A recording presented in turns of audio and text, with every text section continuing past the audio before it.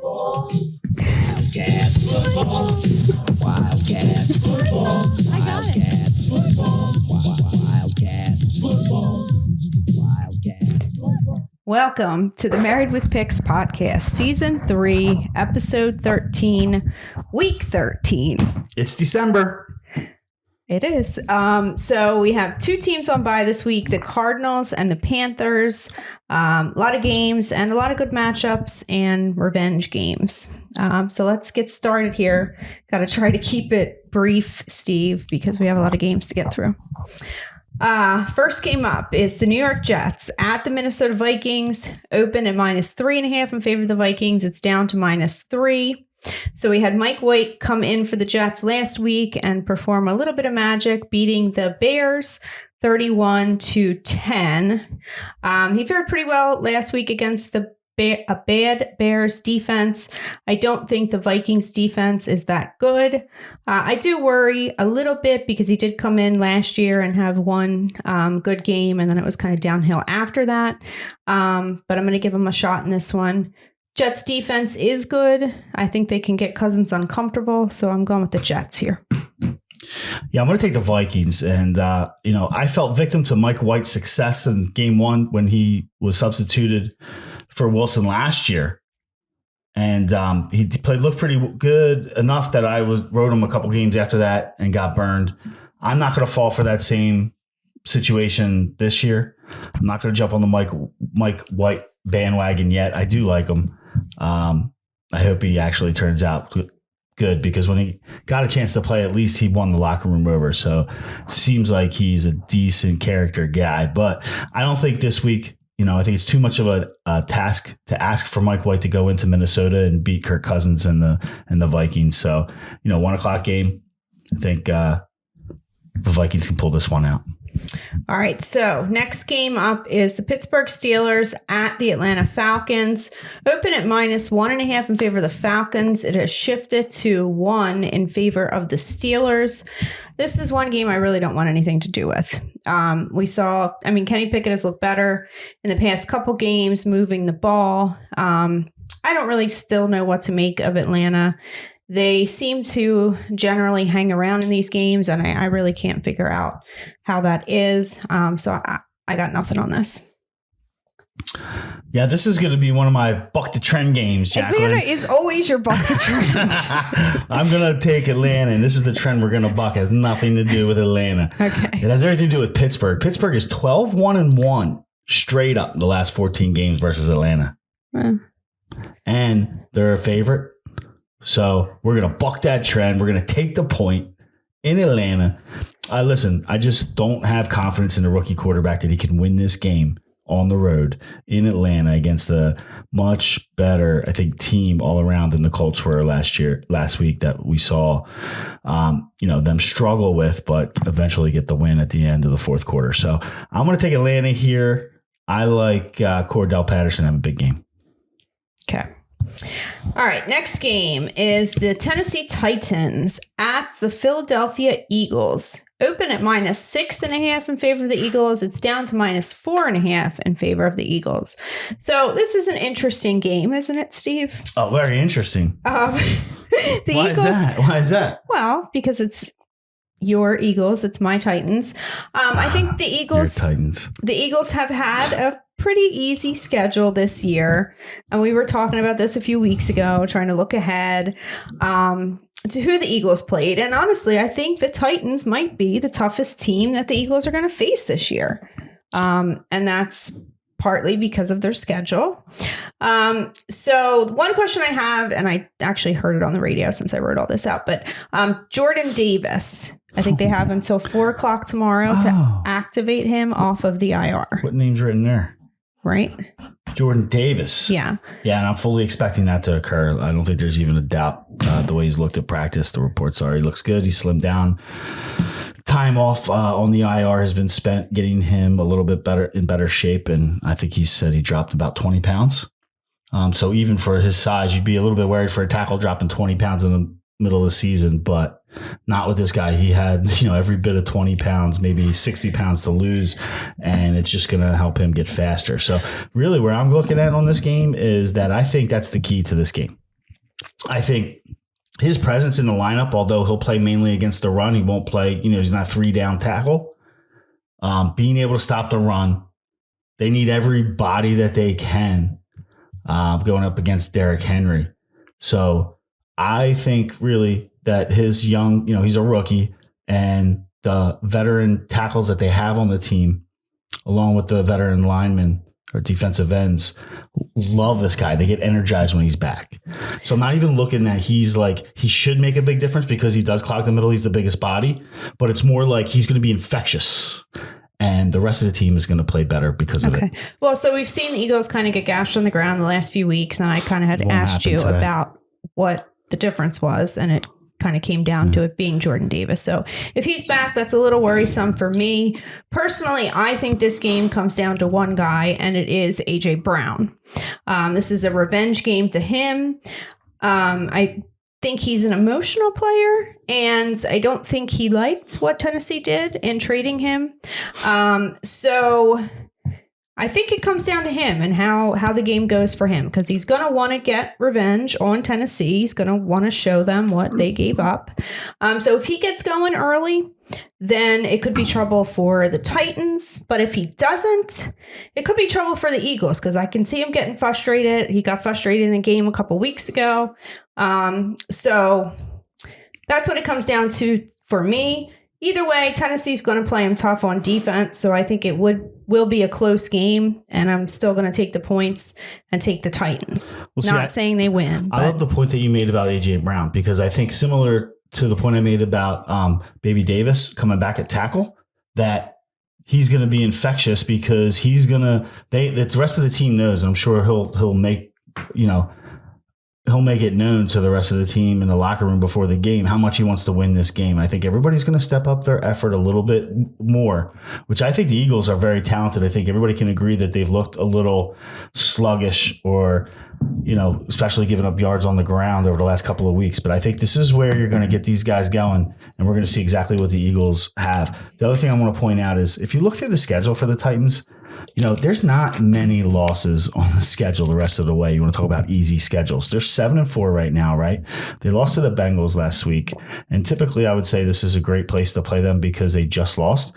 But they got the Jaguars twice, right? They had the Jaguars right after the Eagles and at the end of the season. So Jaguars twice, those are probably wins. They're playing the Chargers, who are all kinds of banged up. And I think Tennessee's way too tough for them. Their run defense is bad. The Texans. Their run defense is bad. And then the Cowboys. And Derrick Henry always has big games against the Jag. Yeah, and the Cowboys are, maybe you could argue the Cowboys is a loss, but, that's at home on Sunday night. So Tennessee's going to be ready to play that game. It's not like it's going to be a letdown. So I wouldn't figure a letdown. So given that, they could run the table here 1, 2, 3, 4, 5. That's the last 5 games of the season. I think this is a loss for Tennessee. And then they make their run strongly into the playoffs. Okay, but who's your pick? Is your pick the Eagles? The Eagles are going to win by more than 4.5? Yeah, absolutely. Okay. They're going to win by at least 7. Okay. All right. I'm looking for like 24-17, 24-13, 24-10, something like that. Okay. I'm going like 24-20. But if they can't stop Henry, they're all if they play the run like they have been. Well, let me ask you this, trouble. Because last week we saw the Bengals kind of load the box, stop Henry. Mm-hmm. Do you think the Eagles will take that approach? Yeah, absolutely. You have to. Well, you've said that your defensive coordinator doesn't make adjustments and all that stuff. So yeah, but they've been playing a lot more, concentrating on stopping the run. They've been playing a lot of more 5-man fronts up front, where they usually play just 4-man fronts. So, it shows me that at least they adjusted the game before, and tried to, stop the run. So he's making adjustments to the overall game plan. It's just, mid-game when they're getting thrashed, he doesn't make good adjustments. Okay. I'm predicting a long run for Henry for a touchdown. Yeah, I don't know. We'll see. We shall. I think we'll be fine. All right, let's move on. Next game, Jacksonville Jaguars at the Detroit Lions. It's at -1 in favor of the Lions. So I've loved Dan Campbell since we watched Hard Knocks. But I have to say, like right now, I think the Lions are a legitimate team. I mean, last week they went toe to toe with the Bills and they ended up on the wrong side of it, but that game could have gone either way. Jacksonville last week. But how much of last week's Detroit game, it's Thanksgiving. They usually play pretty strong at home. But they played strongly in the games leading up. I mean, they've really kind of turned the corner, I think. I hear you. But, So, and meanwhile, we have Jacksonville. They were down in the game against the Ravens last week, came back in the second half when they started throwing. That's kind of the Ravens' MO recently. They've given up some big leads in the fourth quarter. So I just think that the Lions still are overall the better team, and I'm going with the Lions.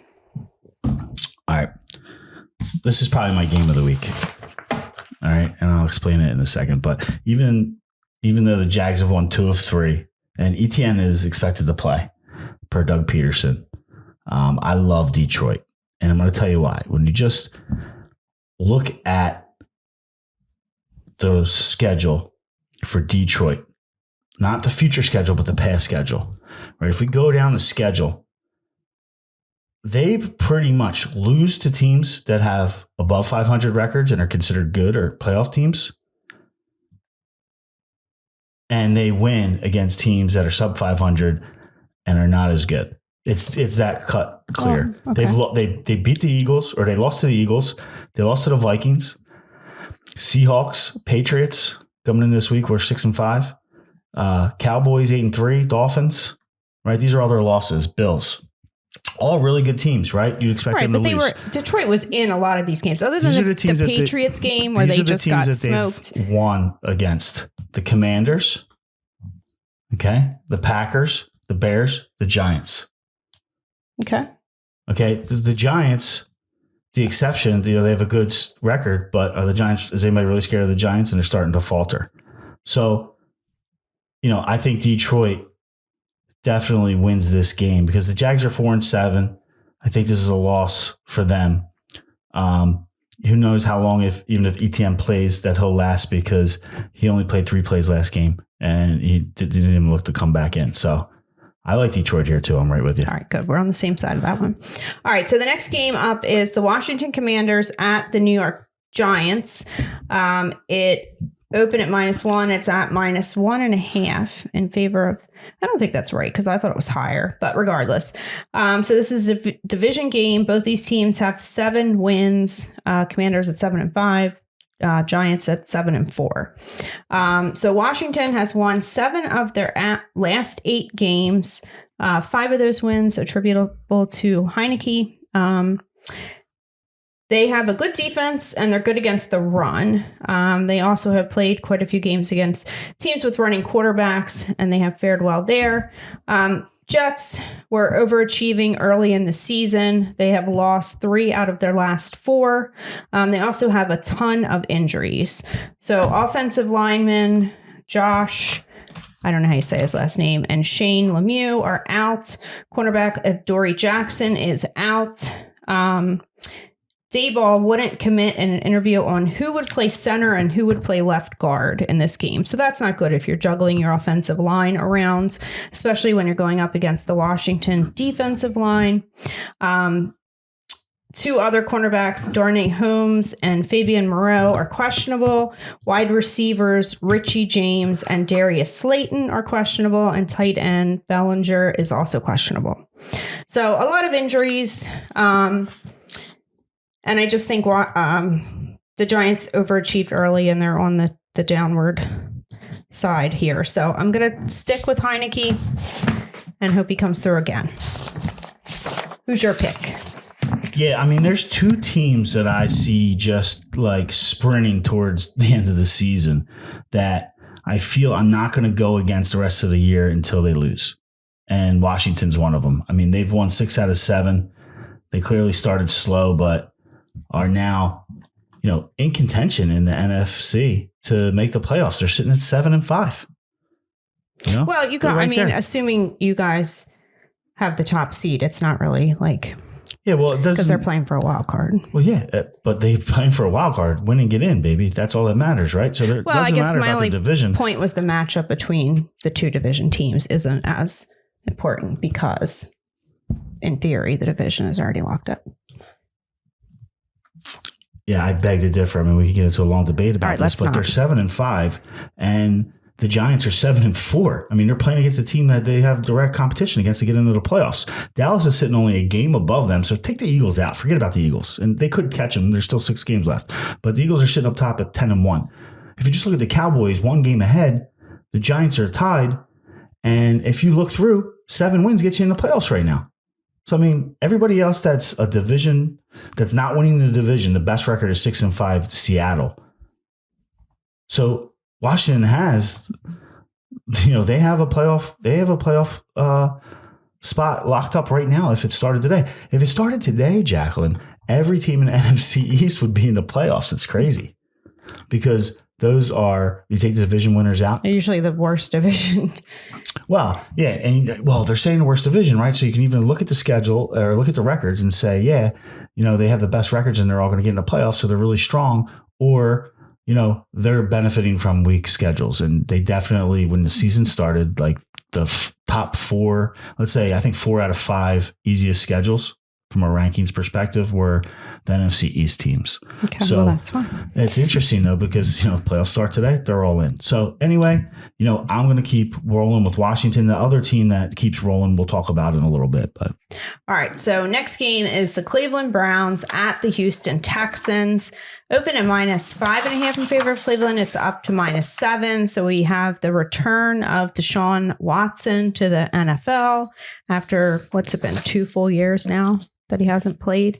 And this is a revenge game against his former team, which I always thought was funny that his suspension was 11 games, leaving it so that he could come back for this game. I'm not sure how much they're going to have to rely on him. I would imagine he would be a little rusty since he has not played in a few years. But the Texans have one of the worst run defenses in the league. Kyle Allen will start again in this game. He wasn't able to do much last week against the Dolphins until basically garbage time. Brandon Cooks has also been ruled out already for this game. So I think the Browns, and it feels pretty safe. What you got here? This game's tough because I don't even really want to play it because it looks like it's a Houston cover. But I don't want to take them. I don't want to. Why do you say Houston cover? Because of a lot of the reasons why you said. I think they're, the team's going to get amped up to play against Deshaun Watson. They're at least going to show up. I don't think they want to go out at home and let him come back his first game and get annihilated. It's going to be a bad look.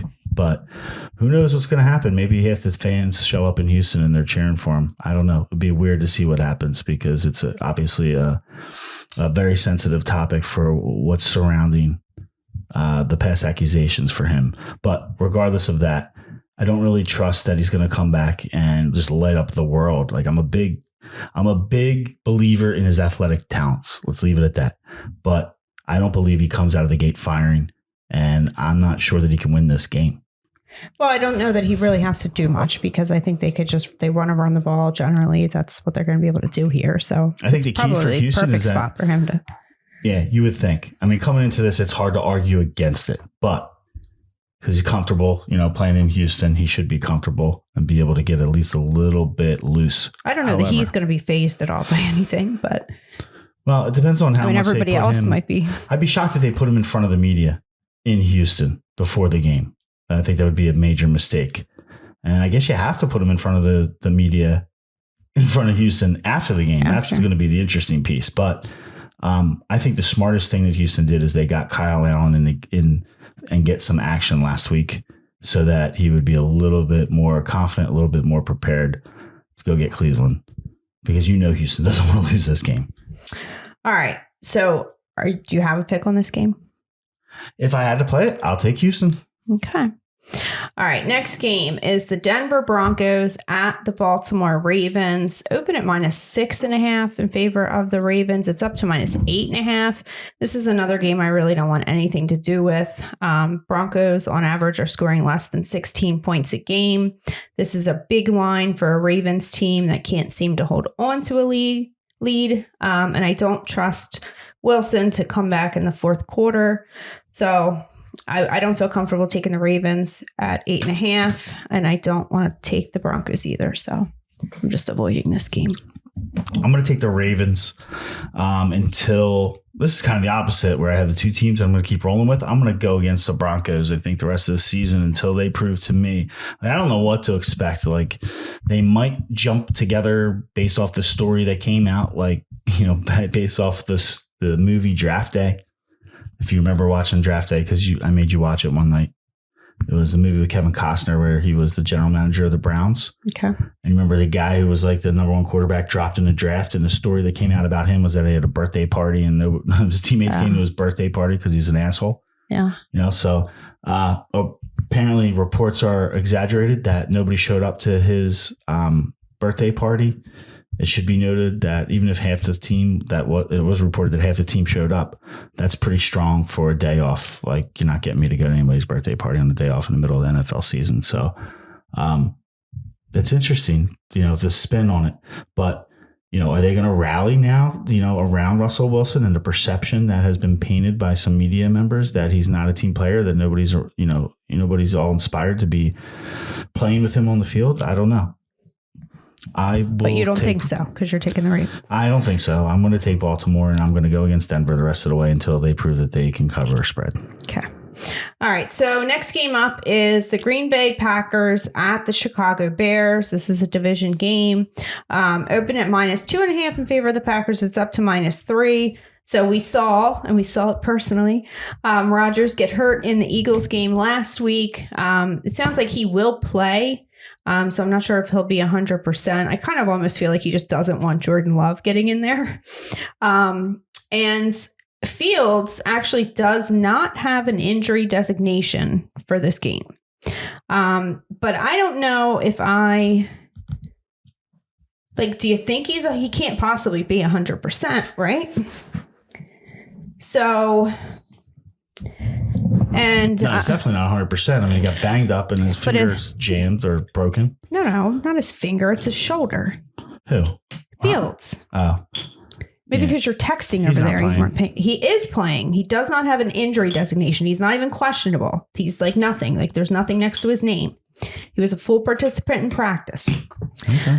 And Trevor Siemian, who was supposed to start last week, then he got hurt in pregame, and they said Peterman was going to start, and then he started, and now he's done for the season. So he played that whole game, I guess, hurt. But so it would be Nathan Peterman or Tim Boyle would be the backup options. So if I knew that Fields was good, I definitely like the Bears. But if not, then you have to go with the Packers, I think. I don't know to what extent it just comes down to like a pain management thing. Then I would feel a little bit better. It is his non-throwing shoulder, but it could affect his running. So that's where I'm at on this game. You should come to the Eagles game with me this week. I got an extra ticket. No, I was there last week. I'm good. And I'm not sitting in them damn nosebleed sections, especially after seeing them in person. That's high. Yeah, but let's hire from down low. It's only 9 rows up in the second section. That whole section is high. There's like a good 40 rows. It's only 9. I get dizzy once I get up there. I get dizzy. All right, sorry. Anyway, I digress. Who the hell knows if I was going to say Favre, if Aaron Rodgers is going to play or not? And it's like Aaron Rodgers, I think, is playing too. I know. I saw it's questionable, but it sounded like he was going to play. So I don't know. I mean, I want to take Chicago because I just don't think the Packers are any good. But how can you take Chicago just knowing the history of Aaron Rodgers against the Bears? I mean, who's your daddy, right? So I'm going to lay off this game. I don't have a pick. Okay. All right. Next game is the Seattle Seahawks at the Los Angeles Rams. What if I had 2 Bears? Open at -3 in favor of Seattle. It's up to -7. So the Rams have no Stafford, no Kupp. Now they have no Aaron Donald. They pretty much packed it in for the season. Seattle coming off 2 tough losses to Tampa Bay in Germany and to Josh Jacobs running 86 yards on them in overtime last week. So I think it's a spot for them to get back on track, and I would take Seattle up to 7. Yeah, I mean, 7-point favorites on the road is a tough take for Seattle. However, John Wolford is the quarterback of the Rams. I'll take Seattle as well. Okay. All right, next game. This is one of the 4 o'clock games are pretty good games this week. So we have the Miami Dolphins traveling to San Francisco, take on the 49ers. It opened at -4.5 in favor of the 49ers. It's down to -3.5. So we have Mike McDaniels, who came from San Francisco. He was the offensive coordinator last year under Shanahan, going back to face his former team. Raheem Mostert had some bulletin board material during the week. I think this is definitely the best defense that Tua is going to face. Miami certainly has the firepower with Hill and Waddle. San Francisco wants to run the ball. Miami has a pretty good run defense, so I don't know if they're going to have to put it on Jimmy G a little more if they're going to get the win here. There are a lot of injuries in this game, though, that really... So the Dolphins have offensive tackle Austin Jackson is out. Left tackle Teron Armstead is doubtful. 49ers offensive tackle Trent Williams left practice on Friday. He is questionable. Debo is questionable. CMC was questionable, but he is a full participant at practice. I don't even know what happened. I just saw it that Elijah Mitchell has already been ruled out. Their defensive tackle, Eric Armstead, will be back. I assume they're brothers, but I'm not sure. And so it's a good game. I really worry here about Shanahan kind of playing it too safe late if they do get up on the Dolphins, that he'll, not go for it on a 4th and 1 at the 40-yard line or something like that and kind of cough up the lead. And I think with the Dolphins having the firepower, I think they can keep it close. I think their only path to victory is really for their defense to get to Tua. So I got to take the points and take the Dolphins. But I kind of personally would like to see San Fran win. What do you got? Well, it's interesting. We roll into this game, and this is my other team that I'm going to continue to play until the end of the season, probably, but at least until they lose or don't cover. I like the Dolphins. I think that McDaniel definitely is going to be pumped up to win this game. He's going to put every ounce of effort into beating San Fran. That's just his personality. He's going to want to go get the team that he, came up with, per se. So I like the Dolphins a lot. I think the line's going down to 3.5 for a reason. I'm going to continue to roll with the Dolphins with Tua, because since Tua has come back, he has not lost. And this team just seems like, they're getting stronger, they're getting better, and they have a lot of the weapons on offense that, to make a deep, deep run into the playoffs. So I'm high proponent of the Dolphins.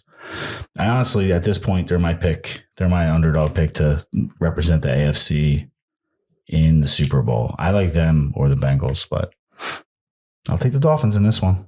All right, I'm with you. All right, next game is the Los Angeles Chargers at the Las Vegas Raiders.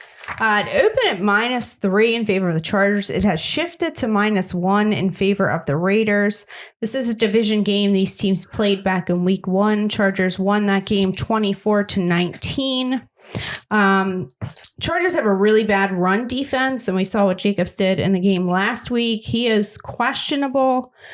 He was a limited participant at practice. So if he doesn't play, that would worry me a little bit on the Raiders side. For Chargers, their center is out. Mike Williams is out. We haven't really seen the Chargers blow teams out. The Raiders are very much unpredictable, but they're probably riding a little bit high off of these 2 overtime victories they've had in the last 2 weeks. Obviously, these are the teams that played last year, and Raiders won that game to get into the playoffs.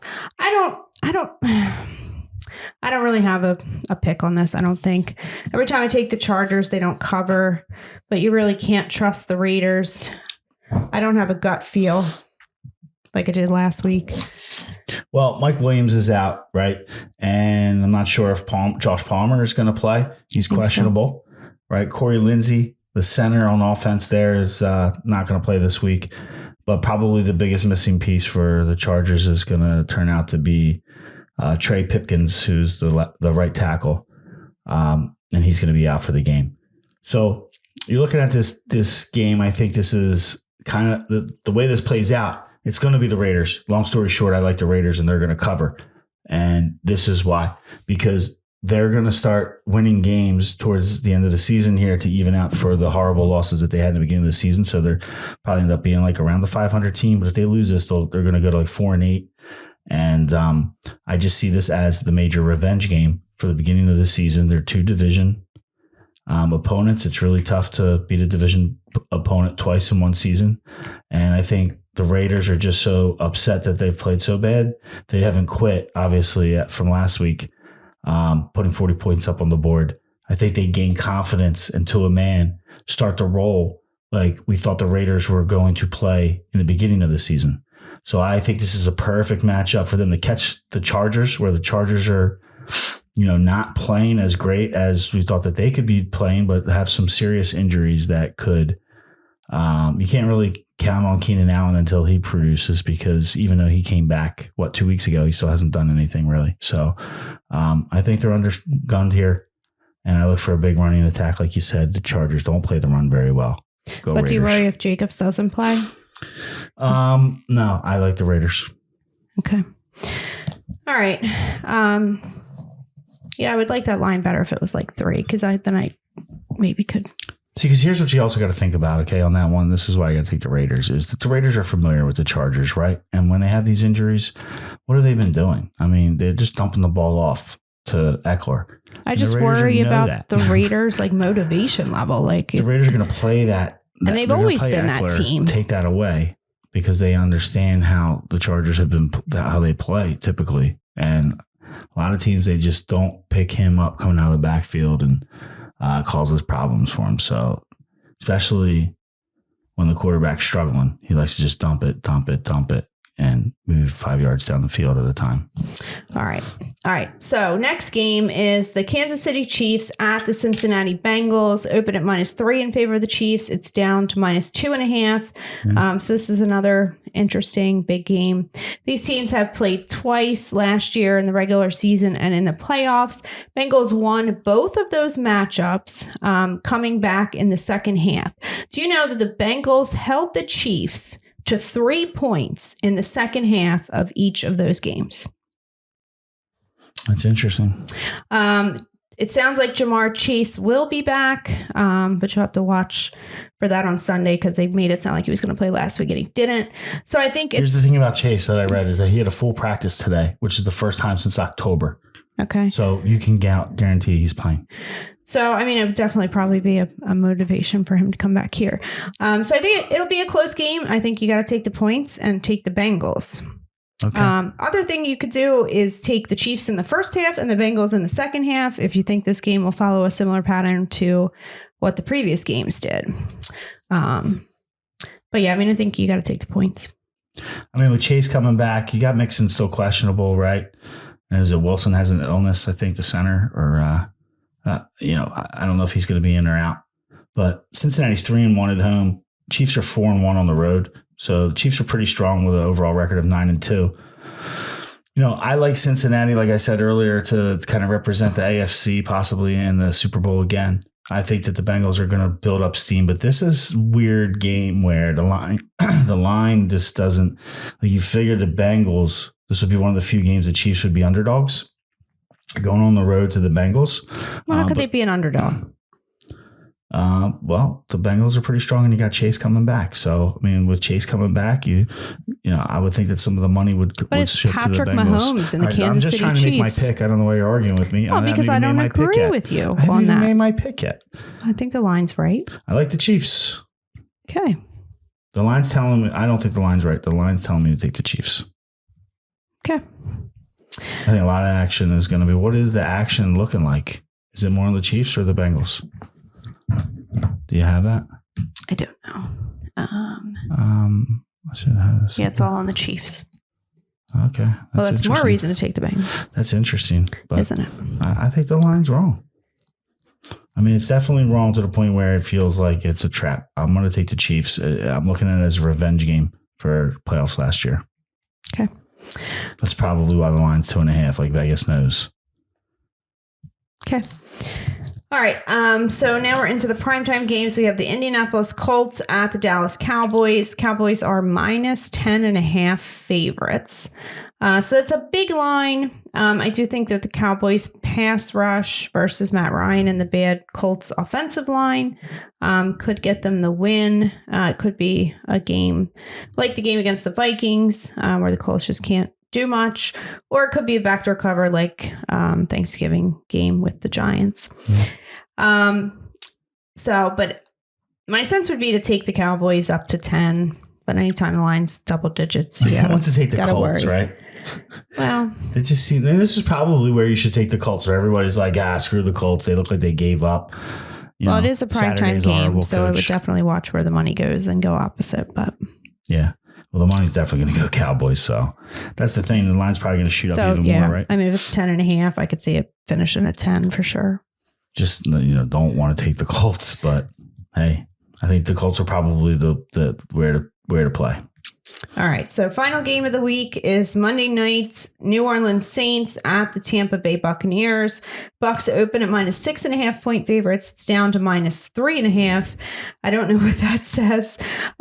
Saints have been a team historically since Brady went to Tampa Bay that the Bucs have struggled with. These teams played back in week 2. The Bucs won that game 20-10. But it was 3-3 going into the fourth quarter. That was Jameis Winston in that game. He had a couple turnovers that allowed the Bucs to take the lead. Contrary to public opinion last week, and I'd like to personally thank Tom Brady because he cost me about $1,600. But the Bucs are not back. The Saints are playing terrible. So I don't know what to do with this game. I'm just not going to touch it. I would imagine that the money would have to be on the Bucs, but the line went down, so I don't know. So I can't take the Saints. Tampa Bay was what, one of 12 teams you picked on a parlay card? It was a teaser. And it was, yes. Teaser parlay card. Yeah. 12 teams, right? 12. 11-1. Yeah. Thank you, Tom. Tom Brady. Thank you. And they had every opportunity to win that fucking game. It's brutal. Love it when you talk nasty. So, I mean, I don't know what to do with that. I think the line is coming down because, it's clearly getting bet by the Saints. Money's on the Saints. But, yeah. I mean, It's December. Here comes Tom Brady. It's December. Here comes Tom Brady. No, we said that last week. No, it was not December. It wasn't December, but Jaclyn, we said it's late in the season. November, this is where they come on. Blah, blah, blah, blah, blah. December. This is where it comes. Blah, blah, blah.